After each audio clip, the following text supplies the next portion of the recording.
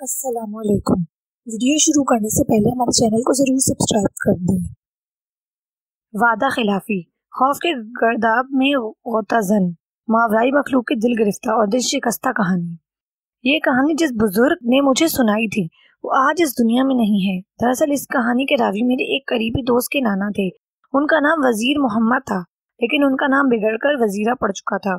लोग तो इन्हें यही कहकर पुकारते थे, लेकिन मैं अपने दोस्त के रिश्ते की वजह से इन्हें नाना कहा करता था। मौसूफ इखलाक के बहुत अच्छे थे और बच्चों से बहुत शफकत से पेश आते थे। मेरी जब उनसे मुलाकात हुई थी तो इस वक्त लगभग 80 के लपेटे में थे। मैं अक्सर जब अपने दोस्त फहीम के घर जाता था तो इनसे लाजमी मिला करता था। दर हकीकत मैं उनसे उनके बीते दिनों के तजुर्बात की कहानियां सुनकर अखबारात और रसाइल में लिखा करता था। एक दिन उन्होंने मुझे कहा, बेटा रिजवान, मैं तुम्हें एक ऐसी माफूकुल फितरत कहानी सुनाता हूँ जिसके डरावने किरदार 1942 यानी तकसीम हिंद से पहले के हैं। जो कहानी उन बुजुर्ग ने मुझे सुनाई तो मैं वो सच्ची कहानी मनो अन कारिन आपकी दिलचस्पी के लिए रकम तराज करता हूँ। बकौल इन बुजुर्ग के 1940 में पूना भारत का मशहूर तारीखी शहर है। वहाँ से रावलपिंडी बवजह रोजगार अपने मामू कलीमुल्ला के पास आया। मामू ने मेरी वालिदा को पूना चिट्ठी भेजी थी कि वजीर अहमद को मेरे पास पिंडी भेज दो, क्योंकि ये पढ़ाई से बेजार है, सारा दिन आवारा दूसरों के साथ इधर उधर मटर गश्त करता रहता है। लिहाजा मैं इसे अपने शहर में कोई ना कोई धंधे में लगा दूंगा। लिहाजा मैं उनके पुरजोर इसरार पर रावलपिंडी शहर जुलाई 1940 में आ गया। मेरे मामू की रिहाइश इन दिनों बाग सरदारों के इस मोहल्ले में थी, जहाँ सिखों की ज्यादातर आबादी थी। मेरे मामू यहाँ एक बहुत मालदार सिख गुलाब सिंह के पास उसकी जायदाद की देखभाल के लिए मुंशीगिरी का काम करते थे। गुलाब सिंह की बहुत वसी जायदाद का सिलसिला था। उस जमाने में मामू की तनख्वाह 1000 रुपए थी, जो इस वक्त के लिहाज से बहुत अच्छी थी। गुलाब सिंह ने मामू की फैमिली के रहने के लिए रिहाइश अपनी हवेली के मुल्हका बगली क्वार्टर में दे रखी थी। मामू अगरचे शादीशुदा थे, लेकिन औलाद की नेमत से महरूम थे।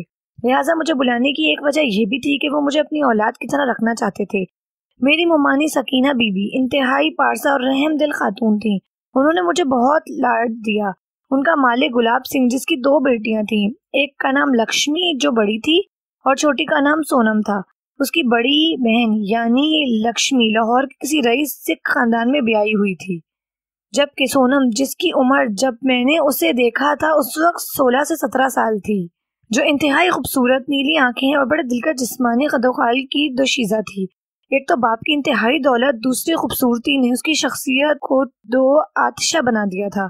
इस जमाने में सोने पर सुहागा के सोनम बहुत चुस्त कपड़े पहना करती थी, जिससे उसके जिस्मानी आज़ा वाजे हो जाते थे। उसे मालूम था कि इलाके के मनचले लड़के उस पर मरते हैं, लिहाजा वो उन्हें तड़पाने और जलाने के लिए बहुत भड़कीले कपड़े पहनती थी। गुलाब सिंह का अपने रोब व दबदबा था, इसलिए किसी की मजाल न थी कि वो उसे छेड़ने या इजहार मोहब्बत कर सके। वो जहाँ से गुजरती तो कयामत ढाती थी।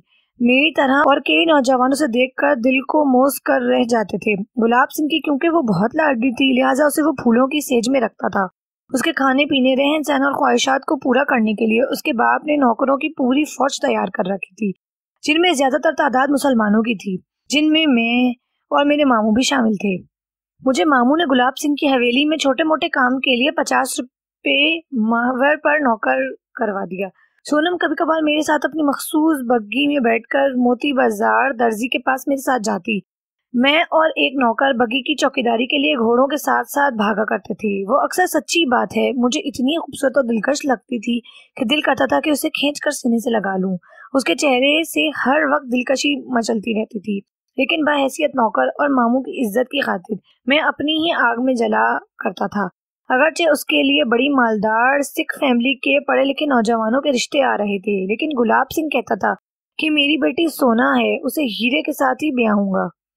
इधर सोनम भी अपने हुस्न पर इतना नाजा थी कि अपनी मिसाल खुद आप याद करती थी। एक दिन सुबह के वक्त मैं हकीम बहारी लाल के पास गुलाब सिंह के लिए दवाई लेने जा रहा था कि हवेली का पुराना बूढ़ा नौकर भागा हुआ आया। वो बहुत घबराया हुआ था और उसकी टांगे परेशानी के आलम में लड़खड़ा रही थी। मैंने भी तफक्कुराना अंदाज में पूछा, ओए क्या हुआ है? वो जी, सोनम बीबी नहाकर छत पर गईं अपने बाल सुखाने के लिए, और जैसे ही अपनी गुद खोली तो ना जाने उन्होंने भयानक चीख मारी कि वो उस वक्त से लेकर अब तक बेहोश हैं। मैं और वो जब दौड़ते हुए हवेली की छत पर गए तो वहाँ वाकई सोनम बेहोश पड़ी हुई थी। उसके गिर्द कई हकीम और डॉक्टर खड़े थे, उसे होश में लाने की कोशिश कर रहे थे। उसे अस्पताल फटाफट उठाकर ले जाया गया। मैं उस वक्त अपने आप को इस लिहाज से बहुत खुशकिस्मत तस्वर कर रहा था। धान पानसी लड़की उस वक्त बहुत ज्यादा वजनी लग रही थी, कोई नरमो नाजुक हसीना वजनी पत्थर लग रही थी। डॉक्टर ने गुलाब सिंह को तसल्ली देके घबराए नहीं, ठीक हो जाएगी। उसके तमाम सिख रिश्तेदारों और दीगर लोग उसके होश में आने का बेताबी से इंतजार करने लगे। गुलाब सिंह और इसकी बीवी पर अथना करने लगी। तकरीबन दोपहर के वक्त उसे होश आया। उसने अपनी बेहोश और बुरे डरावने अंदाज में मर्दाना आवाज निकालकर कहा, सबको अस्सलाम वालेकुम। जो मुसलमान वहां खड़े थे, जिनमें मेरे मामू और मैं भी मुसलमान थे, सब ने चौंक कर वालेकुम अस्सलाम कहा। सिखों के मुंह से भी बेख्तियार वालेकुम अस्सलाम निकला। सोनम ने पागलपने में अपने बेड की चादर खींचकर उसे अपने सर पर डालकर हैरत अंगेज अंदाज में कुरान शरीफ की तिलावत शुरू कर दी। उसकी ये हरकत देखकर तमाम सुखड़े दहल गए और परेशानी का शिकार हो गए। ये क्या माजरा है? गुलाब सिंह ने लड़की के होश में आ जाने की खुशी के बजाय उल्टा उसे बरहमी के आलम में डांटते हुए कहा, ये क्या बकवास कर रही हो? तो सरदारान ने मसली मुसलमान नहीं। सोनम ने एक जोरदार थप्पड़ गुलाब सिंह के मुंह पर रसीद करते हुए जोर जोर से कुरानी आयत पढ़ना शुरू की। और जी, ये तो मुसलमान हो गई है। मेरे करीब खड़े एक मुसलमान ने मुस्कुराते हुए कहा, बकवास बंद करो। गुलाब सिंह ने अपने गालों पर खाया हुआ थप्पड़ उस शख्स के मुंह पर मुंतकिल कर दिया। फिर सोनम दीवानों की तरह अजीब व गरीब हरकतें करने लगी। उसने अस्पताल के बेड की चादर उठाई और उसे जायनमाज बनाकर उसे फर्श पर बिछाया और नमाज पढ़ने लगी। उसकी दिलकश और खुशनुमा आवाज गायब थी और अब वो मुकम्मल मर्द के लहजे में बोल रही थी। बेटी, तुझे क्या हो गया है? उसकी माँ ने मुलायम अंदाज में उससे चमकारते हुए कहा, तुम सब काफिर हो, जहन्नुम की आग तुम्हारा इंतजार कर रही है। उसकी दिल दहलाने वाली, कान फाड़ने वाली आवाजें अस्पताल की दरों दीवारों में गूंजने लगी। लगता है इस पर कोई जन्नती असर हो गया है, एक बुजुर्ग सिख ने कहा। गुलाब सिंह खामोश सहमा हुआ बेटी की मचलती सूरत-ए-हाल का जायजा लेने लगा। अब क्या किया जाए? उसने अपने हम उम्रों से मशवरा किया। लिहाजा मशवरा ये तय पाया कि सोनम को किसी माहिर अमलियात और जिन उतारने वाले को दिखाया जाए। उसे जब कई सिख हिंदुओं, जिन्नाती अमलियात और जादू के काट के माहिरीन ने देखा तो इसमें से तकरीबन सब ने मुतफक्का तौर पर यह तशखीस किया कि सोनम के अंदर कोई मुसलमान जिन दाखिल हो गया है। गुलाब सिंह की हालत बेटी की वजह से नाकाबिले दीद हो रही थी। वो इस तरह लग रहा था जैसे कोई मछली पानी से बाहर तड़प रही हो। इन दिनों एक हिंदू आमिल पूरम रावलपिंडी गुजर खान और मरी के इर्द गिर्द बड़ा तोती बोलता था। उसके बारे में मशहूर था कि उसके कब्जे में ऐसे मोक्कल मौजूद हैं जो कि बड़े से बड़े जिन को पलक झपकते निकाल कर बाहर कर देते हैं। पूरम ने सोनम के कोल्हों पर जोरदार डंडा मारते हुए कहा, जाता है कि नहीं? तो जिन बोला, नहीं जाऊंगा। जिन बहुत जिद्दी अंदाज में मर्दाना आवाज निकाल रहा था, तू कौन है? मैं मुसलमान हूँ। जिंदगी चाहता है तो चला जा। नहीं जाऊंगा, वो बोला। पूरम ने अपना पूरा जोर लगाया। बिल आखिर एक शर्त पर सोनम के अंदर से जिन निकलने को राजी हुआ। वो शर्त ये थी कि वो कहता था कि अगर सोनम मुसलमान हो जाने का वादा कर ले तो वो निकल जाएगा, वरना नहीं। हाँ हाँ, वादा, सोनम मुसलमान हो जाएगी, पूरम ने कहा। अबे ये क्या बकवास कर रहा है? हमारे कट्टर सिख खानदान की लड़की को तू मुसलमान कर रहा है? मैं तेरी गर्दन उतार दूंगा, गुलाब सिंह का चच्चा चिल्लाया। वो सरदार जी, मैं वक्ती तौर पर इस अड़ियल मुसलमान जिनको चकमा दे रहा हूँ। लौंडिया मुसलमान हो जाएगी। एक दफा उसे निकल जाने दो, फिर देखो कौन मुसलमान होता है। उसे सरदार के कानों में हल्की सी कानाफूसी की। तो वादा के सोनम मुसलमान हो जाएगी? जिन निकल गया। पूरम ने अपना कारनामा यानी सोनम के जिस्म और रूह से मुसलमान जिन निकालने का गुलाब सिंह से मुंह मांगा मुआवजा तलब किया। चंद दिनों के बाद सोनम नॉर्मल हो गई। उसने अपने माँ बाप और अपने दीगर सिख रिश्तेदारों से अपने गुज़िश्ता रवैयों की माफी मांगी। वो फिर से मॉडर्न और मगरूब हो गई। गुलाब सिंह को इसके बड़ों ने मशवरा दिया कि इसकी जल्द अज जल्द किसी अच्छे पढ़े लिखे नौजवान से शादी कर दी जाए। लिहाजा गुलाब सिंह ने एक सरकारी अफसर गोरो सिंह से सोनम की शादी कर दी। दोनों में बहुत ही प्यार था। गोरो सिंह शरीफुल नफ्स रहमदिल इंसान था। उसके 2 बच्चे हुए, एक लड़का और एक लड़की। एक दिन गुलाब सिंह मेरे मामू से अपनी जायदाद के किराएदारों और दीगर मामलात का हिसाब ले रहा था और मैं उनकी हवेली के इस्तेमाल का जरूरी सौदा सल्फ ले रहा वहां पहुंचा ही था कि गोरो सिंह बजाते खुद गुस्से और बरहमी के आलम में आया।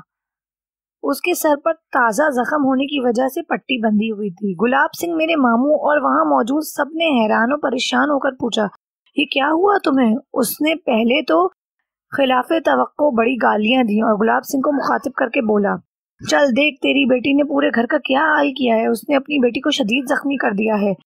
पर क्यों, कैसे? गुलाब सिंह ने अपने आसाब पर मुश्किल काबू पाते हुए कहा, तू चल तो सही। उसने पहली दफा गुस्ताखी और बदतमीजी की थी।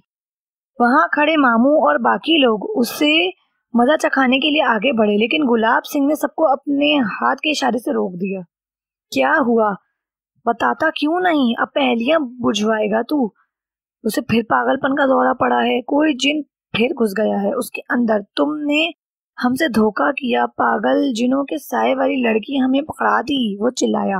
गुलाब सिंह ने मामू को कहा, चल कलीमुल्ला, बग्गी पर घोड़े कस। और फिर गुलाब सिंह, उसकी बीवी, मेरे मामू और मेरे समेत 10 से 15 अफराद जब गोरख सिंह के घर पहुंचे तो वाकई वहां सोनम मर्दाना आवाज में कुरान मजीद की सूरतें पढ़ रही थी। उसने पूरे घर को तहस नहस कर दिया था। तकरीबन वही हरकतें कर रही थी जो उसने पहले की थी।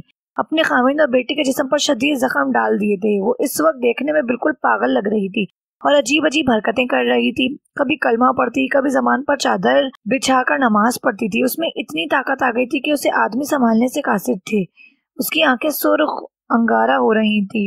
हट जाओ मेरे सामने से, वो मर्दाना आवाज में धाड़ने लगी।